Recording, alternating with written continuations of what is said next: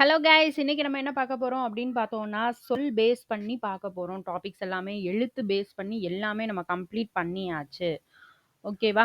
எழுத்துல வந்து பார்த்தீங்க அப்படின்னா, ஃபர்ஸ்ட் சாப்டர்ல இருந்து நம்ம 6th இருந்து 10th வரைக்கும் என்னென்ன எழுத்து பேஸ் பண்ணி இருக்கு அப்படின்னு ஜஸ்ட் ஒண்ணு சொல்லிடுறேன். ஃபர்ஸ்ட் 6th டேர்ம்ல வந்து பார்த்தீங்க 6th புக்ல ஃபர்ஸ்ட் டேர்ம் ஃபர்ஸ்ட் இயர்ல தமிழ் எழுத்துக்களின் வகையும் தொகையும் அப்படிங்கிறது ஒண்ணு இருக்கு. ஸோ செகண்ட் இயர்ல பார்த்தீங்கன்னா முதல் எழுத்தும் சார்பெழுத்தும் அப்படின்னு ஒன்று இருக்கு. தேர்ட் இயர் வந்து மொழி முதல் இறுதி எழுத்துக்கள் இருக்கு. ஓகேவா? 6th டேர்ம் 2ல இணை எழுத்துக்கள் இருக்கு. ஃபர்ஸ்ட் இயர்ல 2வது இயர்ல மயங்கொலிகள் இருக்கு. 3வது இயர்ல வந்து சுட்டெழுத்து வினா எழுத்து இருக்கு. ஓகேவா? ஸோ நெக்ஸ்ட் 7th ஃபர்ஸ்ட் டேர்ம்ல பார்த்தீங்கன்னா குற்றிய லுகரம் குற்றிய லிகரம் இருக்கு. செகண்ட் இயர்ல 4 வகை குறுக்கம் இருக்கு. ஓகேவா? ஸோ நெக்ஸ்ட் 8th பார்த்தீங்க அப்படின்னா எழுத்துக்களின் பிறப்பு அப்படின்ற ஒரு டாபிக் இருக்கு. ஓகேவா? ஸோ இது எல்லாமே நம்ம வந்து படிச்சு முடிச்சாச்சு. ஓகேவா? இன்னும் ஒண்ணே ஒன்று மட்டும் பெண்டிங் இருக்கு. அது என்ன அப்படின்னு பார்த்தோம்னா 10th புக்ல ஃபர்ஸ்ட் இயர்ல ஒரு டாபிக் இருக்கு. எழுத்தும் சொல்லும் இருக்கு அதுல. ஓகேவா? அதில் ரெண்டுமே சேர்ந்து இருக்கிறதுனால நான் இப்போ வந்து ஃபஸ்ட்டு பேசிக் சொல்குள்ளே உள்ளே வந்தாச்சு. ஸோ இந்த டாபிக் சொல் ஃபுல்லாகவே பார்த்துட்டு நம்ம 10th உள்ள எழுத்து அண்ட் சொல் இது ரெண்டுமே சேர்த்து உள்ள டாப்பிக்கை லாஸ்ட் ஃபைனலாக பார்த்துருவோம். ஓகேவா? இப்போதைக்கு நம்ம எழுத்து ஃபுல்லாகவே வந்து பார்த்து முடிச்சாச்சு, படித்து முடிச்சாச்சு.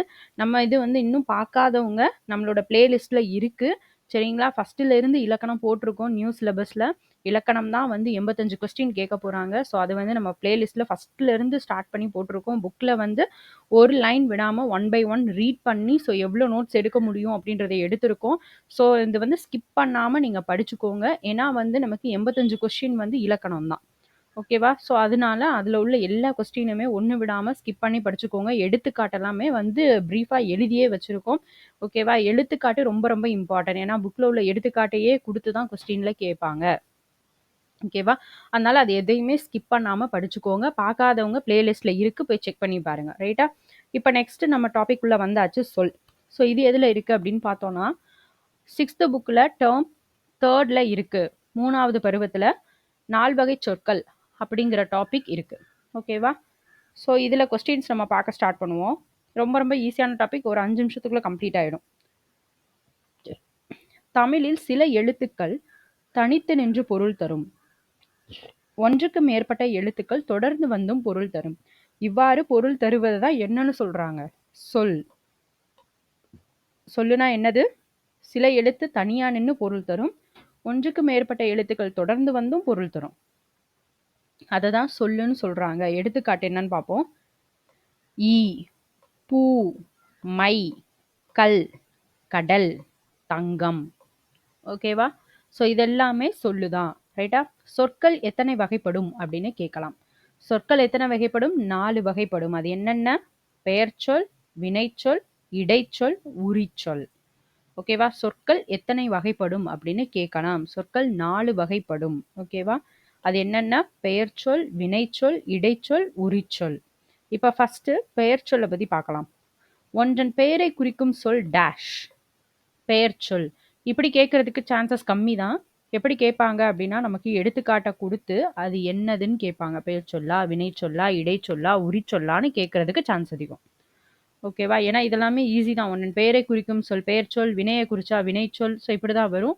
அதனால நமக்கு எதை கொடுப்பாங்கன்னா எடுத்துக்காட்டை கொடுத்து அது என்ன சொல் கண்டுபிடின்னு தான் சொல்லுவாங்க. சரிங்களா? ஸோ புக்கில் இருக்கிற இந்த எடுத்துக்காட்டுகள் எல்லாமே படிச்சு வச்சுக்கோங்க.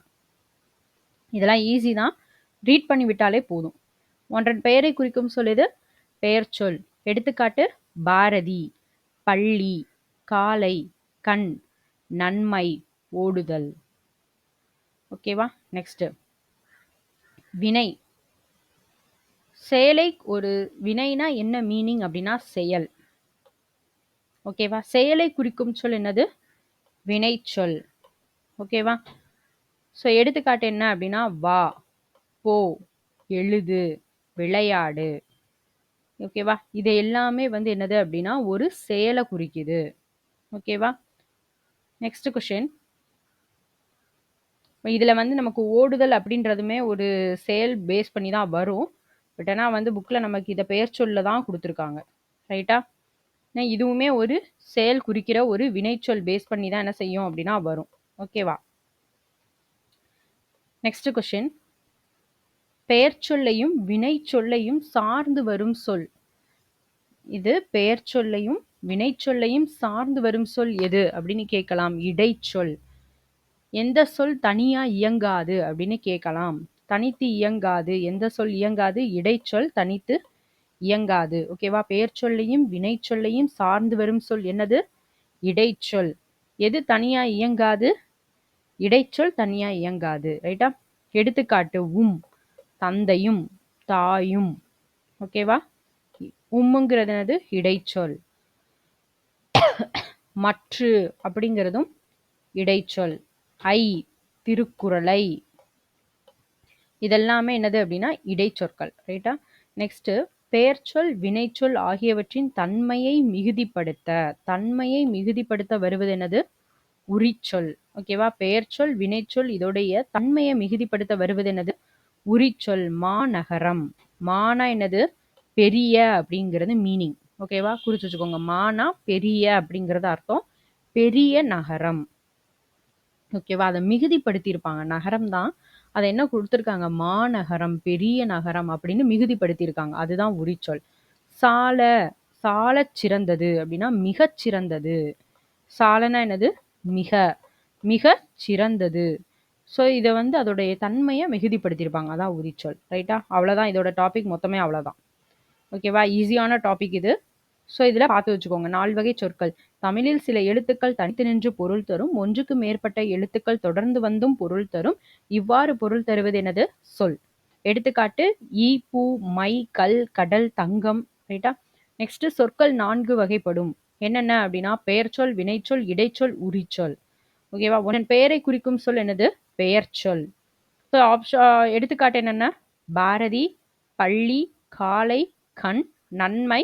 இதுல வந்து ஓடுதல் புக்கில் தான் அவங்க என்ன செஞ்சிருக்காங்க அப்படின்னா கொடுத்துருக்காங்க. பட் அதனால ஒரு வினையை குறிக்கிற ஒரு சொல் தான் அது. ஓகேவா? புக்கில் கொடுத்துருக்காங்க. பட் ஆனால் இது வந்து ஓடுதல் அப்படிங்கிறது ஒரு செயல் தான். ஒரு செயலை குறிக்கிற சொல் எது அப்படின்னா வினை சொல் தான். ரைட்டா? வினைனா என்ன? செயல்.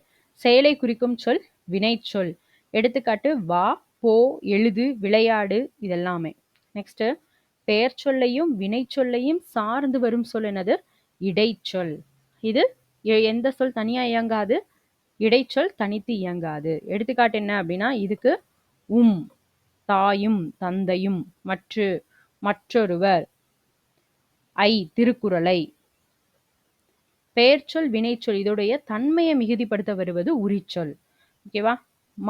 நகரம், பெரிய நகரம். சாலச் சிறந்தது, மிகச் சிறந்தது. ஓகேவா? அவ்வளோதான். அந்த டாபிக் முடிஞ்சுது.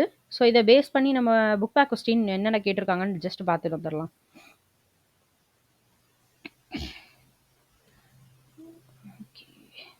பின்வரும் தொடர்களில் உள்ள 4 வகை சொற்களை நீ வகைப்படுத்துன்னு கேட்டிருக்காங்க. என்ன கொடுத்துருக்காங்கன்னு பார்ப்போம். வளவனும் தங்கையும் மாநகர பேருந்தில் ஏறினர். இதுல வளவன், தங்கை அப்படின்றது பெயர் சொல். வளவனும் தங்கையும் வந்தா என்ன சொன்னோம்? இது என்னது? இடைச்சொற்கள். ஓகேவா? இது என்னது? இடைச்சொல். மாநகர, வந்திருக்கா? இது அப்ப என்னது? உரிச்சொல். ரைட்டா? பேருந்தில் ஏறினர். நெக்ஸ்ட், நாள்தோறும் திருக்குறளை படி. நாள் அப்படின்னு வந்து இருந்துச்சுன்னா அது என்னது? பெயர் சொல். ரைட்டா? திருக்குறளை இங்க என்ன வந்திருக்கு? ஐன்றது என்னது? நமக்கு இடைச்சொல். ரைட்டா? அடுத்தது பார்ப்போம். ஏழைக்கு உதவுதல் சாலச் சிறந்தது என்றார் ஆசிரியர். ஏழை அப்படின்னா என்னது? பெயர் சொல். ஏழைக்கு வந்திருக்கு. கூன்றது என்னது? நமக்கு இடைச்சொல். ஓகேவா? உதவுதல் ஒரு செயலை குறிச்சிருக்கு. இது என்னது? அப்போ வினைச்சொல். ரைட்டா? சாலச் சிறந்தது, மிகச் சிறந்தது. சாலன் வரும்போது மிகச் சிறந்தது. ஸோ உரிச்சொல். என்றார் ஆசிரியர். ஆசிரியர்ன்றது பெயர் சொல். ஓகேவா? நெக்ஸ்ட், கீழ்காணும் குறளில் உள்ள இடைச்சொல்லை எழுதுக. மக்கள் மெய் தீண்டல் உடற்கின்பம், மற்ற அவர் சொற்கேட்டல் இன்பம் செவிக்கு. மக்கள் மெய் தீண்டல் உடற்கின்பம் மற்று அவர் சொற்கேட்டல் இன்பம் செவிக்கு. ஸோ இதில் உள்ள இடைச்சொல் என்னது? மற்று. மற்றுங்கிறதான் இதில் என்னது? இடைச்சொல். சரிங்களா? இந்த திருக்குறள் வந்து படிச்சு வச்சுக்கோங்க. ஏன்னா என்ன பண்ணலாம் அப்படின்னா, ஒரு பாதியை கொடுத்துட்டு பேலன்ஸ் பாதியை கேட்டிருப்பாங்க இல்லையா? மாற்றி மாற்றி கொடுத்து எது கரெக்டான சென்டென்ஸ்ன்னு கேட்டிருப்பாங்க. ஒரு 5 தடவை ரீட் பண்ணிட்டீங்கன்னா இது ஈஸியாக படிச்சு வச்சுக்கலாம். இந்த இது நமக்கு மக்கப்பா இல்லைனாலும் நமக்கு இதை பார்த்தோன்னே இதான் ஆன்சர்ன்றது தெரிஞ்சிடும். அதனால இதை படிச்சு வச்சுக்கோங்க. ரைட்டா? மக்கள் மெய் தீண்டல் உடற்கின்பம் மற்று அவர் சொற்கேட்டல் இன்பம் செவிக்கு. ஓகேவா? மக்கள் மெய் தீண்டல் உடற்கின்பம் மற்று அவர் சொற்கேட்டல் இன்பம் செவிக்கு. ஓகேவா? படிச்சு வச்சுக்கோங்க இதை. நெக்ஸ்ட், சொல்வகையை அறிந்து பொருந்தா சொல்லை வட்டமிடுக அப்படின்னு கொடுத்துருக்காங்க. ஃபர்ஸ்ட் இதில் பார்ப்போம். ஆப்ஷன் ஏ படித்தாள், ஆப்ஷன் பி, ஆப்ஷன் ஆ ஐ, ஆப்ஷன் இ மற்று, ஆப்ஷன் இ கு. இதில் இந்த ஐ மற்று கு இது எல்லாமே என்னதுப்பா? இடைச்சொல். ரைட்டா? இது எல்லாமே என்னது? இடைச்சொல். அப்போ படித்தாள் அப்படின்றது என்னது?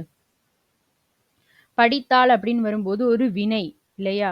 அப்போ இதுதான் பொருந்தாது இதுல. ஸோ நெக்ஸ்ட் பார்ப்போம். ரெண்டாவது, ஆ மதுரை, ஆ கால், ஈ சித்திரை, ஈ ஓடினான். ஸோ இதில் மதுரை அப்படின்றது நமக்கு தெரியும், பெயர் சொல். ரைட்டா? மதுரைன்றது பெயர் சொல். கால் அப்படின்றதும் பெயர் சொல் தான், தெரியும். சித்திரை அப்படின்றதும் நமக்கு என்னதான்? பெயர் சொல் தான். அப்போ ஓடினான் இதுதான் பொருந்தாம இருக்கு. இது என்னது? வினைச்சொல். ரைட்டா? ஓடினான் ஒரு செயலை குறிச்சிருக்கு, இது வினைச்சொல். ஸோ நெக்ஸ்ட் பார்ப்போம். தேர்ட் ஒன், ஆ சென்றாள், ஆ வந்த, ஈ சித்திரை, ஈ நடந்து. ஸோ இப்போ இதில் வந்து என்னென்ன வந்திருக்கு? இப்போ சென்றாள் அப்படிங்கிறது வினைச்சொல் இல்லையா?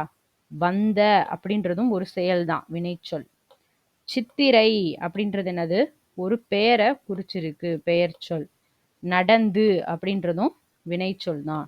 அப்போ சித்திரை அப்படின்றதான் இதுல என்னது? பொருந்தாம இருக்கு. ரைட்டா? ஸோ நெக்ஸ்ட் போவோம். ஃபோர்த் ஒன், ஆ மா, ஆ ஐ, இ ஈ மற்று. ஸோ இப்போ இதில் எது கரெக்டாக வருதுன்னு பார்ப்போம்.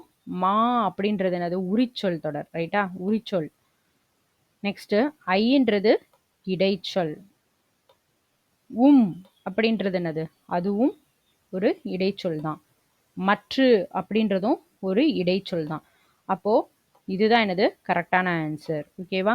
நம்ம வந்து இந்த மாதிரி கொஸ்டின் கொடுத்து ஆன்சர் நம்மகிட்ட கேட்கும்போது நம்ம என்ன செய்யணும் அப்படின்னா, ஒரு கொஸ்டின் இதை பார்த்த உடனே இதுதான் ஆன்சர் அப்படின்றத நம்ம முடிவு பண்ணிடக்கூடாது. மற்ற ஆப்ஷன் தப்பான்றதை கன்ஃபார்ம் பண்ணிட்டு தான் இதை நம்ம டிக் பண்ணணும். ஓகேவா?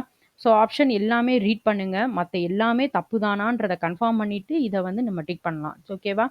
ஸோ இப்போ வந்து ரொம்ப ஈஸியான டாபிக் தான், இது கம்ப்ளீட் ஆகிடுது. ஸோ நெக்ஸ்ட்டு இதில் அடுத்த சொல் பேஸ் பண்ணி பார்ப்போம். 10th ஒரு சாப்டர் இருக்குது, எழுத்து சொல் பேஸ் பண்ணி. இந்த சொல் டாப்பிக்கையும் கம்ப்ளீட்டாக முடிச்சுட்டு ரெண்டையும் சேர்த்து நம்ம என்ன செஞ்சிடும் அப்படின்னா 10th புக் அவுட்டில் ஃபஸ்ட்டு சாப்டர் நம்ம பார்த்துக்கலாம். ஓகேவா? இன்னும் நம்ம வந்து பிளேலிஸ்ட்டில் இருக்குது. ஸோ படிக்காதவங்க அதையும் போய் படிச்சுட்டு வந்துருங்க. நம்ம எழுத்து ஃபுல்லாகவே கம்ப்ளீட்டாக முடிச்சாச்சு. ஓகேவா? அதை வந்து நம்ம நோட்ஸ் எடுத்து கொடுத்துருக்கோம். ஸோ அதை வந்து நல்லா படிச்சுக்கோங்க. படிச்சுட்டு நெக்ஸ்ட்டு சொல்லுன்ற டாபிக் உள்ள வந்துருங்க. பார்க்காதவங்க பிளேலிஸ்ட்டில் போய் பாருங்கள். ரைட்டா? தேங்க்யூ.